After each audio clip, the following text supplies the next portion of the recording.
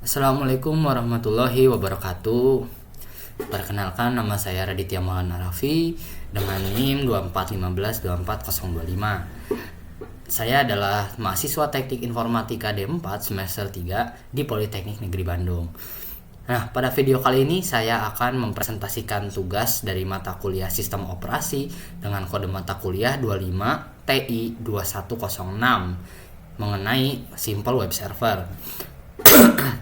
Di video kali ini saya akan membahas tentang source code untuk web servernya yang menggunakan forking untuk menghandle multiple clients dengan batasan jumlah koneksi, serta melakukan uji coba berdasarkan 3 skenario. Nah, baik, pertama saya akan membahas tentang library dan juga definisi variabelnya. Nah, di sini bisa dilihat untuk library-nya sendiri saya menggunakan library standar, baik yang digunakan untuk C dan juga untuk socket, seperti misalnya ada netdb, socket.h, netinet, dan juga di sini saya menambahkan library syswet.h untuk menangani proses.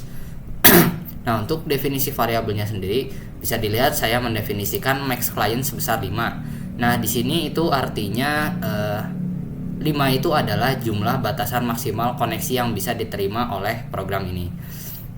Baik, selanjutnya di sini ada prosedur-prosedur yang saya buat yang merupakan prosedur helper seperti get value URL, mime type, dan juga get time string sesuai dengan namanya. Nah, kita akan langsung masuk saja ke prosedur inti, yaitu handle client ya.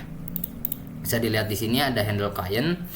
Nah, di sini pada baris 83, yaitu pada bagian pertamanya, saya menambahkan fungsi sleep 5 yang artinya program akan menunggu terlebih dahulu selama 5 detik.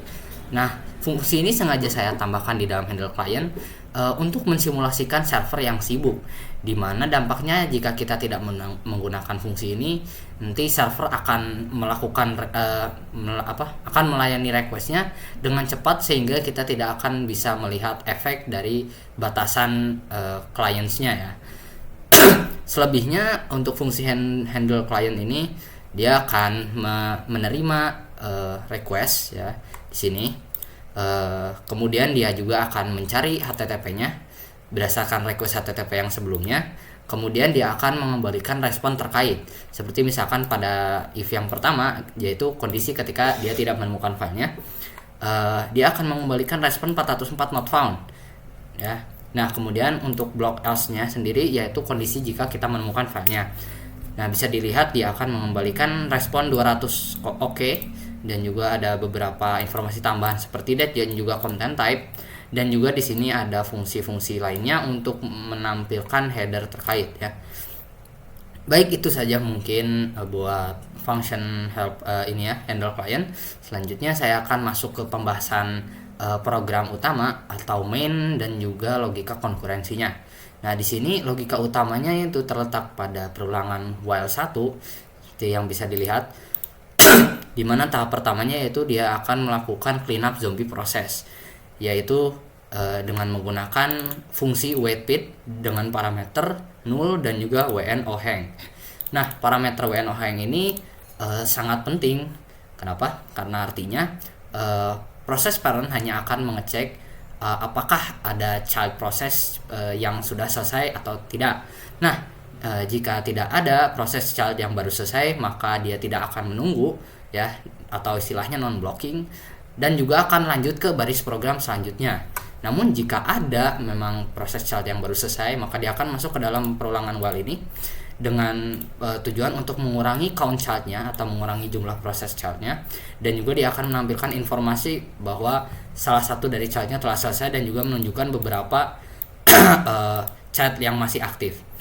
Nah, kemudian setelah itu kita akan masuk ke tahapan kedua, yaitu check limit atau batasan, dimana di sini kondisinya yaitu jika count child atau jumlah proses yang masih aktifnya itu melebihi dari max client atau jumlah batasan layanan yang bisa diterima oleh program seperti yang sebelumnya telah didefinisi yaitu 5, maka program akan masuk ke dalam proses menunggu ya, atau di sini saya menambahkan fungsi yang namanya wait null. Nah, fungsi wait null ini artinya program tidak akan menerima koneksi apapun sampai ada slot atau slot atau tempat yang tersedia di server tersebut. Nah, jadi ketika ada proses yang selesai, maka di sini akan program akan mengulangi count chart-nya sendiri, dan juga akan memberitahu bahwa slotnya telah terbuka dan program akan bisa menerima koneksi lagi. Nah, lanjut pada tahap ketiga dan keempat sekaligus, yaitu program akan menerima koneksi dan juga akan melakukan forking ya. Dimana ketika sudah ada slot yang terbuka atau tersedia, maka program di sini akan bisa melakukan accept ya, akan melakukan accept koneksi baru, dan juga dia akan melakukan forking ya, proses parentnya ini.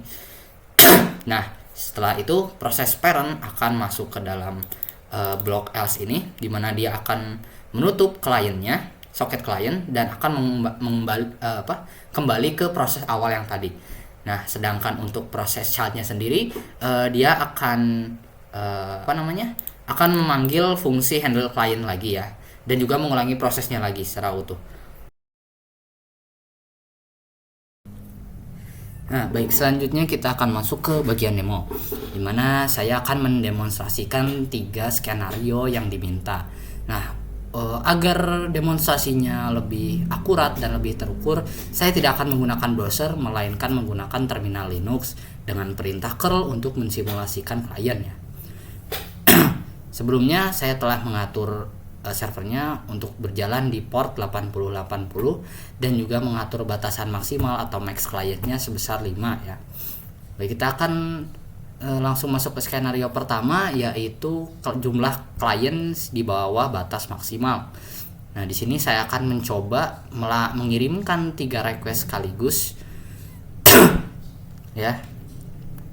Bisa diperhatikan di sebelah kiri terminal yang berperan sebagai server ya. Nah, di sini request atau permintaan tersebut muncul secara instan dan bersamaan karena 3 masih di bawah 5. Nah, maka proses-proses tersebut akan dilayani secara langsung dan tanpa ada antrian. Setelah 5 detik prosesnya akan selesai ya, seperti yang bisa dilihat childnya selesai.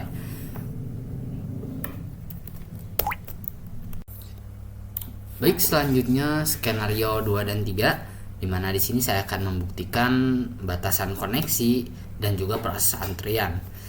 Nah, di sini saya akan mencoba mengirimkan 6 request sekaligus ya. Dan perlu diingat bahwa servernya hanya memiliki 5 slot ya. Baik, sini akan masukkan, bisa dilihat di kiri. Setelah saya mengirimkan requestnya, di server hanya tercatat ada 5 child ya pertama. Kemudian sistem mendeteksi bahwa count childnya sudah penuh atau sudah 5, sehingga dia akan mengirimkan sinyal bahwa server penuh. Nah, seperti yang bisa dilihat di sini. Setelah itu request 6 tidak muncul ya di sini. Nah, request 6-nya ini kemana? Request 6-nya ini dia tertahan atau pending di dalam fungsi accept ya, karena proses parentnya sendiri sedang mengalami blocking di fungsi wait. Nah, perhatikan bahwa setelah ada proses child yang telah selesai ya, yang terlihat di sini, maka request 6 akan langsung diproses atau melayani ya. Seperti yang bisa dilihat di sini, melayani ya. Di sini ada request ke-6. Nah, di sini muncul, sebenarnya tidak ya.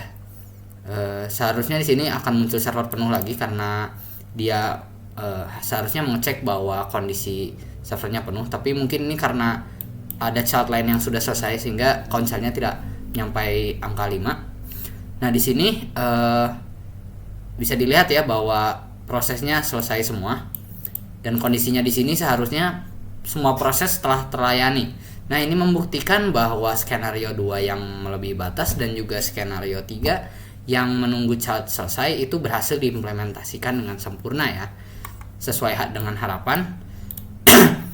Baik, mungkin itu saja video dari saya. Maaf karena banyak sekali kesalahan di penyampaian saya yang tidak handal. Saya langsung tutup saja. Terima kasih atas perhatiannya. Wassalamualaikum warahmatullahi wabarakatuh.